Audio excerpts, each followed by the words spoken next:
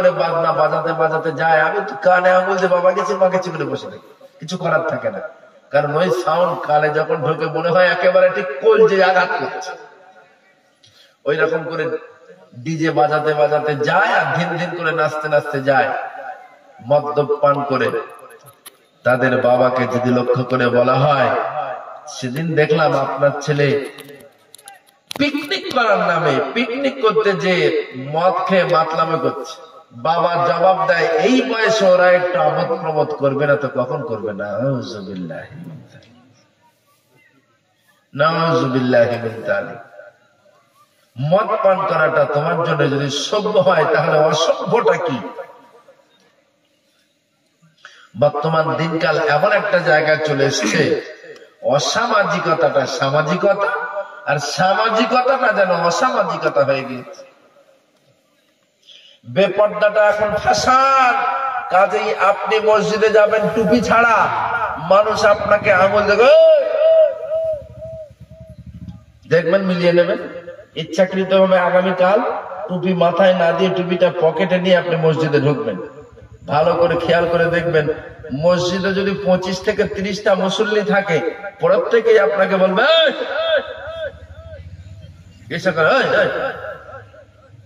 বলে না বলে না। টুপি মাথায় না নিয়ে মসজিদে গেলে ইশারা করে এরকম দেখায় কিনা? আপনাদের দিকে মনে দেখায় না? দেখায় না? যতজন মুসল্লি মসজিদ থাকবে, যত সময় আপনি টুপি মাথায় না দিয়ে বলবেন, একে একে প্রত্যেকটা মুসল্লি বলবে টুপি লাগাও, হেলমেট, ইশারা হেলমেট লাগাও। আচ্ছা বলুন তো, টুপি পরাটা কি ফরজ না ওয়াজিব?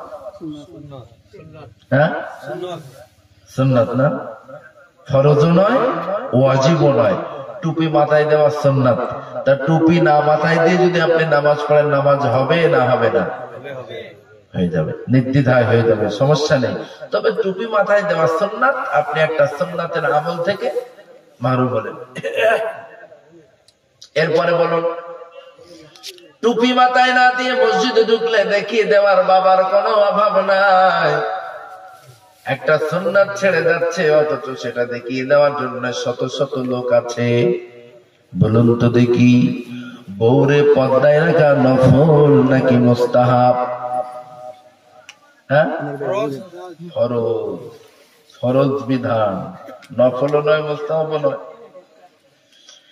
আপনি ভালো করে লক্ষ্য করুন, আগামীকালকে আপনি আপনার বাইকের পিছনে আপনার বউটারে সুন্দর করে লিপস্টিক লাগিয়ে সাজিয়ে নিয়ে যান। ফ্রন্ট সাইডে 1.5 বিঘা, ব্যাক সাইডে 2 বিঘা যদি আলগা করে আপনি যান, ভালো করে দেখবেন তো রাস্তার কোন মানুষ করে কিনা? আপনি আপনার বউকে বেপরদায় রাস্তায় বানিয়ে বেরিয়ে যাবেন, একটা ফরজ হুকুম তরফ করবেন, কিন্তু কেউ কিন্তু ইশারা করবেন বউরে আমার বেপরদায় নিয়ে রাস্তায় যাও, কেউ করবেন। ভাবতে অবাক লাগে বন্ধু, এক বেশ্যা নারী যদি রাস্তা দিয়ে হেঁটে যায়, পতিতা যদি রাস্তা দিয়ে হেঁটে যায়, তাকে ঘৃণা করার লোকের কোনো অভাব নাই। যে সুদ খায় সে মায়ের সঙ্গে জেনা করে, একটা সুদখোরকে দেখে ঘৃণা করার লোকের কোনো লেশ মাত্র নাই। ইভেন ইমাম সাহেব নয়, ইমাম সাহেব জানে যে মানুষটা সুদ খায়, কিন্তু যদি বিরুদ্ধে কথা বলে চাকরি চলে যাবে, কারণ সে তো সেকেন্ড কাটারি। সেকেন্ড কাটারি, যদি তার কথা না শোনে চাকরি কেটে দেবে। ওই জন্য আমি বলি সেকেন্ড কাটারি, যদিও নামটা সেক্রেটারি, কিন্তু আমি বলি সেকেন্ড কাটারি। কি আশ্চর্য ব্যাপার, ইমাম মেহরাবে দাঁড়িয়ে কোরআনের কথা বলার সাহস পায় না। ওই ইমাম, আপনি যদি ইমামতি এমন করে করেন, তাহলে ইমামতি আপনার জন্য হয়ে যাবে জাহান্নামের কারণ। ইমাম সাহেব ভাই আছে কেন? ঘুমাচ্ছে নাকি? ইমাম সাহেব বন্ধ, এত সময় শুনছিলেন, হয়তো হাজতের জন্য উঠেছে। আল্লাহ তার ইলমে বারাকা দান করুন, বলুন আমিন। কি আশ্চর্য ব্যাপার! আর ইমাম সাহেবরাই বা কি করবে? 2500 3000 ইমাম রাখে। বর্তমান দুর্মূল্যের বাজারে লেবার কাস্টের মানুষ যারা, তাদের ইনকাম মান্থলি অন্তত পক্ষে 15,000, 12,000 অ্যাভেলেবেল। লেবার কাস্ট যারা, লেবারি করা যারা, তারা 12,000 টাকা ইনকাম করাটা তাদের কাছে কোনো ব্যাপারই না। কিন্তু আপনি তাকিয়ে থাকেন, ইমাম সাহেবের বেতন 2,500, 3,000, 5,000, 6,000 বেঙ্গলে। 2,500, 3,000 যদি ইমাম রাখেন, হয়তো বা মাগরিব এশা ফজর কেরাত ঠিকঠাক হবে। কিন্তু জেনে রাখবেন, জোহরের সময় যখন ইমাম নামাজে দাঁড়াবে, আল্লাহু আকবার, আলহামদুলিল্লাহি রাব্বিল আলামিন। তাই তো কালকে তো বাড়ি যাওয়ার ডেট। গত সপ্তাহে যখন এসেছিলাম, বউ বলছিল চাল ফুরিয়ে গেছে। আর রহমানির রহিম, মালিক ইয়াউমিদ্দিন, আবার বলছিল বড় মেয়ের টিউশনের চার্জ এই সপ্তাহে দেওয়া লাগবে। ইয়াকা না'বুদু ওয়া ইয়াকা নাস্তাঈন। আসার সময় দেখলাম বউয়ের শাড়িটাও ছিঁড়ে গেছে। ইহদিনাস সিরাতাল মুস্তাকিম। বেতন তো দেবে এখন আগামী সপ্তাহে, কি করে উপায়? সিরাতাল লাযীনা আন'আমতা আলাইহিম গায়রিল মাগদুবি আলাইহিম ওয়ালাদ-দাল্লিন। ইমাম সাহেবের কাছে খোঁজ নিয়ে দেখুন তো এমন হয় কিনা। আরে মিয়া, 3,000 টাকা বেতন দিলে ইমামের এগুলা হতে বাধ্য। জোহরের সময় হবে, ফজরে, মাগরিবে, ইশায়, আত-তাহিয়াতু যখন পড়া হবে, আত-তাহিয়াতু লিল্লাহি ওয়াস-সালাওয়াতু ওয়াত-তাইয়্যিবাতু। ফজরের নামাজ তো হয়ে গেল, একটু পরেই বাড়ি যাওয়া লাগবে। বউ রাস্তার দিকে তাকিয়ে বসে থাকবে, আমি বাড়ি গিয়ে চাউল নিয়ে বাড়ি গেলে তারপরে রান্না হবে। আশহাদু আল্লা ইলাহা ইল্লাল্লাহু ওয়া আশহাদু আন্না মুহাম্মাদান আবদুহু ওয়া রাসূলুহু।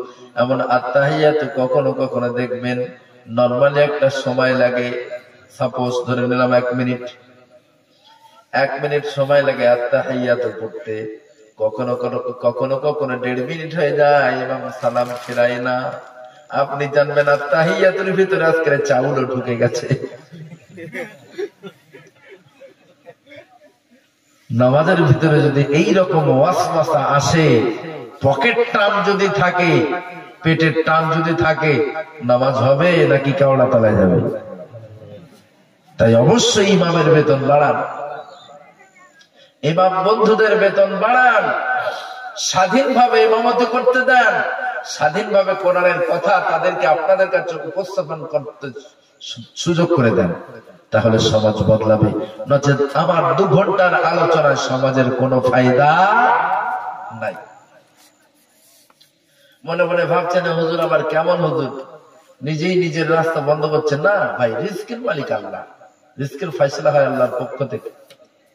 আল্লাহ যেটা আপনার জন্য বরাদ্দ করে রেখেছেন, তার বাইরে যাওয়ার কোনো উপায় নাই। কোন একদিন এদেশের আকাশে কালিমার পতাকা দুলবে, সেদিন সবাই খোদাই বিধান পে দুঃখ বেদনা ভুলবে। সেদিন রবে না হাহাকার, অন্যায় জুলুম অবিচার। সেদিন রবে না হাহাকার, অন্যায় জুলুম অবিচার। থাকবে না অনাচার, দুর্নীতি কদাচার। থাকবে না অনাচার, দুর্নীতি কদাচার। সকলেই মিলে মিশে থাকবে, দুঃখ বেদনা ভুলবে। একাকী নিরমণী নির্জন পথে যাবে, একাকী রমণী নির্জন পথে যাবে, কোন জন কটু কথা কবে না। কোনদিন পথে ঘাটে সম্পদের মুখে, কোনদিন পথে ঘাটে সম্পদের মুখে, খুনার রাহাজানি হবে না। সেই দিন আর নাই বেশি দূরে, সেই দিন আর নাই বেশি দূরে, আর কিছু পথ গেলে মিলবে দুঃখ বেদনা ভুলবে। কোন একদিন এদেশের আকাশে কালিমার পতাকা দুলবে, সেদিন সবাই খোদাই বিধান পে দুঃখ বেদনা ভুলবে।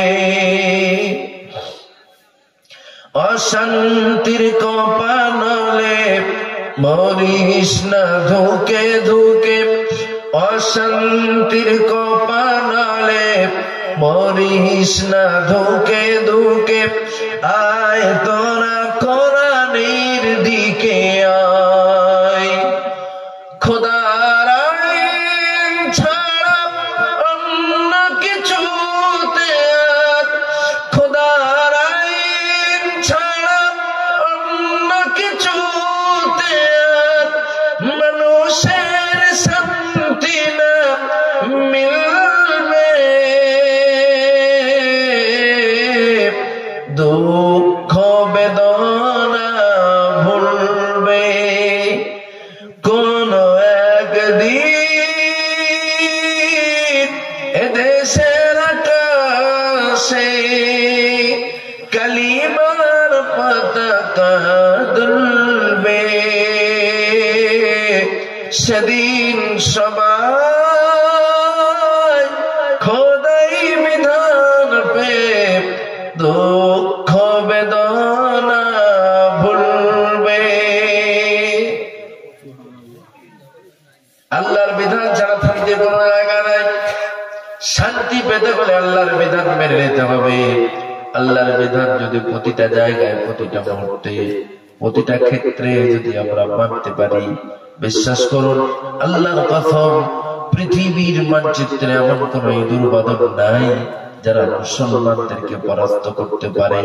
পৃথিবীর মানচিত্রে এমন কোন শক্তিশালী কোন নেতা নাই যারা মুসলমানদেরকে অপমানিত অপদস্থ করতে পারে। প্রশ্ন জাগতে পারে, হুজুর তাহলে কেন মুসলমানরা এত লাঞ্ছিত, এত অপমানিত, এত অপদস্থ? কারণ হলো একটাই, আমরা হয়েছি খোদা বলা, ওই জন্য আল্লাহর মদদ আমাদের উপরে নাই। আল্লাহর মদদ আমাদের উপরে না থাকবার কারণে আমরা যেখানে যাই তারা বলের মতো হাই মানে গড়িয়ে গড়িয়ে চলে যায়। যার কাছে যায় সে পা দিয়ে হাই পিটে দেয়, গড়িয়ে গড়িয়ে যেখানে যায় সে আবারও দেয়। ও মুসলমান ভাইরা, টিভির পর্দায় চোখ রাখা যায় না। যেভাবে নির্মম ভাবে আমাদের ফিলিস্তিনের মা বোনদের উপর অত্যাচার নির্যাতন চালায়, ফিলিস্তিনের নিরীহ নিষ্পাপ বেগুনা মাসুম গুলাকে যেভাবে শেষ করে, কলিজা ফেটে যায়, কলিজা ফেটে যায়। মাঝে মধ্যে মনে হয় আল্লাহ কি এগুলা দেখতে পায় না? অবশ্যই আল্লাহ দেখতে পায়, তবে নিঃসন্দেহে আল্লাহ রাব্বুল আলামিন দেখছেন আর চুপচাপ বসে আছেন তা নয়। আল্লাহ চাইলে খুব তাড়াতাড়ি ফিলিস্তিন একটা, খুব তাড়াতাড়ি ফিলিস্তিন একটা স্বাধীন রাষ্ট্র হিসাবে আমাদের মাঝে আমরা দেখতে পাবো ইনশাআল্লাহ। তাই আজ আপনাদের কাছে বলবো, এভাবে মুসলমানদের নির্যাতিত, অপমানিত, অপদস্থ দেখে আপনি যদি খোদা বলা হয়ে যান, রাত্রের অন্ধকারে কেউ যদি আপনাকে বলে জয় শ্রীরাম বল, আপনাকে যদি কেউ বলে জয় শ্রীরাম বল, না বললে যদি আপনার সম্মুখে পিস্তল ঠেকায়, আপনি ভয়ে ভয়ে জয় শ্রীরাম বলে দেবেন, বেঈমান হয়ে যাবেন। এর নাম মুসলমান নয়, বরং স্পষ্ট আল্লাহ বলেন, ইন্নাল্লাযীনা ক্বালু রাব্বুনাল্লাহু সুম্মা ইসতাকামু তাতানাজ্জালু আলাইহিমুল মালাইকা আল্লা তাখাফু ওয়া লা তাহজানু وأبشروا بالجنة التي كنتم توعدون আমার ভাইরা আলহামদুলিল্লাহ হযরত মঞ্চে এসে গেছেন। আপনারা তার মূল্যবান বক্তব্য ধীর স্থির ভাবে শ্রবণ করবেন। আমি তো মনে মনে ভেবেছিলাম সামান্য কিছু সময় কথা বলবো, দীর্ঘক্ষণ আপনাদেরকে বিরক্ত করলাম। আল্লাহ সুবহানাহু ওয়া তাআলা আমাদের সকলকে আমরা যে আলোচনা শুনলাম সেই অনুযায়ী আমল করার তৌফিক দান করুন, বলি সকলে আল্লাহুম্মা আমিন। ওয়া আখির দাওয়ানা আনিল হামদুলিল্লাহি রাব্বিল আলামিন। আসসালামু আলাইকুম ওয়া রাহমাতুল্লাহ। ওয়া আলাইকুম আসসালাম ওয়া রাহমাতুল্লাহ।